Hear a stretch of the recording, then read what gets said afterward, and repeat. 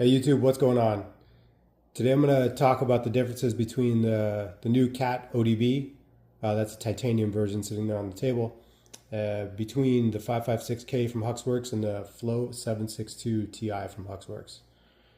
The reason I make these videos, the whole point here is I make these videos to answer questions that I had and that I'm sure other people have. These silencers fit in the same category in my opinion because they're the kind of cans you can just throw onto a gun and you don't have to do any kind of modifications to it to adjust gas or adjust buffer weights or springs or anything like that, and the gun should run just about the same as it does without the silencer.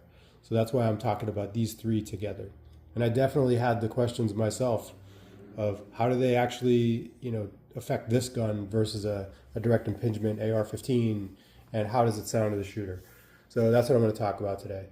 And I know a lot of the big channels don't really do this. They don't really talk about this silencer versus that silencer. And I think that's probably because they get cans from these companies. These companies send them silencers to test out. And if they shit on one company, then maybe they won't get stuff from them. For me, I really don't care because my channel is so small that I'm not sponsored by anybody anyway. I bought all this stuff. So again, this is to answer the questions that I had before buying all these cans. So I think somebody else probably has these questions. So I took this SCAR 16 SBR out today. And I swapped between all three of these silencers. I was shooting Federal 223. It was about 60 degrees out. For reference, this is a 10-inch barrel, FN factory 10-inch barrel that I put on this gun. And as you can see, I have a HUXWRX muzzle device on there.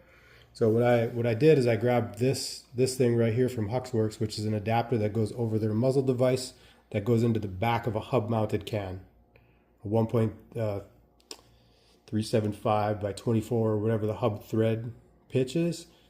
So this goes into the back of the silencer.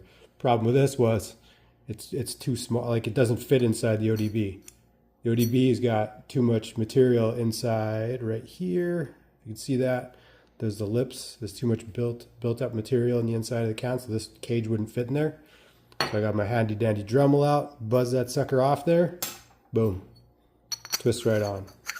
So I was able to go back and forth between the HUXWRX silencers on their mount and right back and forth to the ODB, which is pretty dope. This is a pretty neat little device if you do have HUXWRX muzzle devices in the HUXWRX ecosystem. So the reason I got that is because when you take the muzzle device off and you put something on to run this, it's so hard to know the difference unless you shoot them back to back. So boom, that's why I got that. The only reason I got this was because of the ODB. I already know darn well that all my other hub mount cans, my baffle silencers, if I throw them on this thing, they're just going to overgas it. I've already had them on here. I already know that. But as soon as I got this, I ordered this so I could actually test back and forth between and really know the differences of how they affect the gun, how they sound. So enough of that. So how do they sound?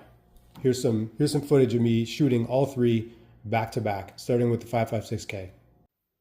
And really quickly before I roll into that shooting footage, another thing I was interested in and really curious about was what the ejection pattern was going to do between the three of these silencers on the SCAR 16 SBR. And also for reference, there is a default gas jet inside of that barrel. Whatever FN shipped with it, that's what's in there. So as you can see in the video, you'll see in a second that oddly enough, it seems like the ejection pattern was more direct out to the side with the HUXWRX silencers. Both of them were right about 3 o'clock, maybe just a tad behind 3, where the ODB was definitely 4 to 5 o'clock. It was throwing them back to the right.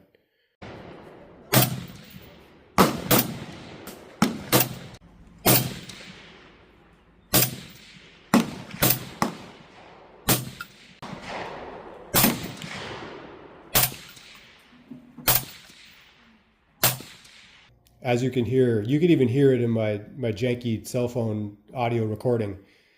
They definitely go in order from loudest to the shooter to quietest to the shooter. I know what the Pew Science rankings are. I know that this is the quietest to the ear. The 556K is the quietest can to the ear that's been tested on a Mark 18 to date in the open field. I think that's an important metric we have to talk about here, in the open field. So the range I was at has an overhead piece of sheet metal over the top of you. My muzzle was probably right about about 6 inches in from that or 12 inches in from that. So I don't know if that affected what I'm hearing, but to my ears, this was the quietest by far, and then this was second, and then the 5.56K. They all sounded tolerable. Like if I had to grab this gun and shoot it, which I've done with no hearing protection outside in the open, I don't have any pain. Take a few shots and it's no big deal. But I could definitely notice a big difference between the ODB and these two. And the difference wasn't like hugely impactful on pain in my ear. What I'm talking about more is almost like a thumpiness quality to the sound that I hear, like a heavier echoey thump sound out in front of me, where you can hear it and you can kind of feel it a little bit. You hear kind of a thump. And actually the audio recording on the cell phone video does a pretty decent job at demonstrating the differences that I hear to my ear. And that's what I hear too when I take my hearing protection off and I shoot it. I hear the same thing. So you just don't hear any of the thump with the ODB. Like I said, none of them really hurt my ears. That's supposedly the quietest at your ear, according to Jay, in the open field. That's second, and then this is third, but they're super close to like 0.5 on his rating scale away from each other. But the video does actually show a pretty good representation of what I hear as a shooter. I also ran these two silencers against each other on my Scar 17 SBR, which has a 13-inch FN factory barrel on it, and I was running some of my loads. I think they're Varget over about 45 grains of Varget, 150 grain Hornady bullet, and some CCI 34 primers for reference. And I heard the same things, but it's a little bit less pronounced than 308 for some reason. For some reason, I don't hear as much thumpiness. And again, this count was much less thumpy on the 5.56 too, but it's still present a little bit. You can still hear it on the video with the 308, but to my ears, when I took my hearing protection off, I heard a little bit less of that. This is definitely quieter to the ear on the 308 piston gun as well. So that might play something into this too, right? There's a lot to be said about the difference between this platform and a direct impingement, an untuned 10.3 inch Mark 18. If you don't have heavier buffer weights and heavier springs in there, that bolt probably unlocks much quicker on the Mark 18 than it does on a Scar 16 because of the heft of the carrier that's inside the receiver that the bolt's attached to. So maybe there's a longer lockup on here, and maybe the gas is expended out by the gas block more so, which is farther out from my face. Maybe that's why it sounds quieter on this. Not sure, but those dynamics along with the differences between some of the metrics Jay looks at Pew Science, like early time jetting, late time jetting. Who knows how that really affects the internal operation of this, and how much it's changing the initial unlock time of the bolt, and when the bolt opens, and there's actually space between the back of the breech face and the bolt. So all very difficult variables to really discern between. But again, to the shooter, that just sounds quieter, and the video does a great job of representing that.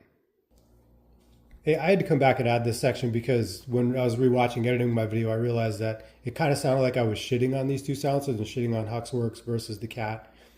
Let me be clear, that's not the case here.